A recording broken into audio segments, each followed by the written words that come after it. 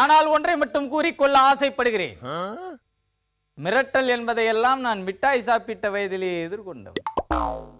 அறியாத வயதில் நான் அரசியல் பேசிய போது என் பெற்றோர் என்னை மிரட்டி பணிய வைக்க நினைத்தனர்.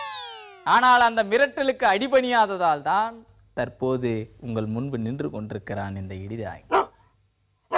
இந்த வரலாற்று நிகழ்வுகளை வாய்மொழியாக கூட அறிந்திராத சிலர் இந்த இடிதாங்கியின் கூட்டத்துக்கு வெடிகுண்டு மிரட்டல் விடுத்திருக்கிறார்களாம். தக்காளி வீச்சு, முட்டை வீச்சு போன்ற பாரம்பரிய தாக்குதலுக்கெல்லாம் பயப்படாத இடிதாங்கி இந்த பயங்கர மிரட்டலுக்கு பயந்து விட போகிறான்.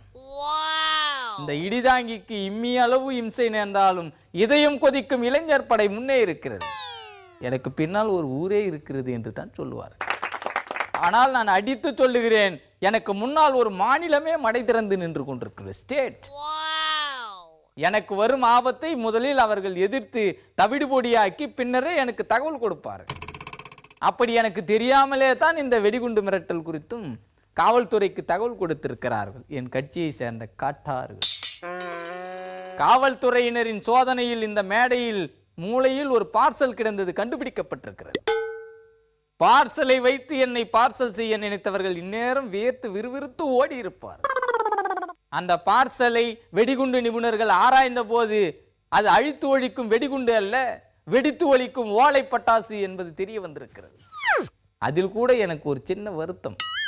வைத்தவர்கள் நம் சிவகாசி பட்டாசை வைத்திருந்தால் நான் மகிழ்ச்சி அடைந்திருப்பேன். ஆனால் சீன பட்டாசை வைத்திருக்கிறார்கள் சிற்றறிவாளர். அதிலும் திரியில்லாத பட்டாசை கொண்டு எனக்கு குறி வைத்திருக்கிறார்கள் அந்த தற்குறிகள். இன்று அந்த பட்டாசுகள் மட்டும் மாட்டிக்கொண்டன, நாளை பட்டாசை மறைத்து வைத்த பயங்கரவாதிகளும் மாட்டுவார்கள். அப்போது நாட்டு மக்கள் அவர்களுக்கு ஒரு நல்ல தீர்ப்பை வழங்குவார்கள் என்று சொல்லி என் அன்பிற்கினிய விரோதிகளை எச்சரித்து விடைபெறுகிறேன். நன்றி, வணக்கம்.